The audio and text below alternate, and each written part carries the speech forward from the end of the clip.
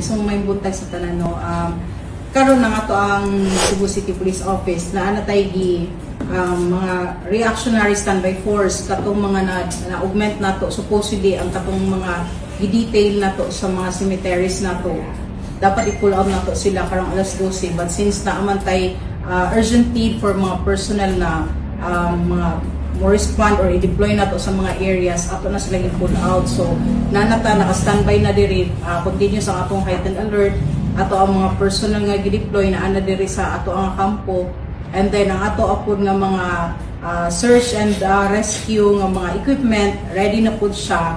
So tanan ng mga kinahanglanon nato personal and equipment ready na siya to be deployed. Mag-meeting na lang yesterday I heard nag-meeting ang CDRMO, and then this morning also continuous ilang meeting also ang atong regional office. So waiting na lang niya may kung sa ihatag na ta sa amo, but ang ato in place na ang atong mga personnel and equipment.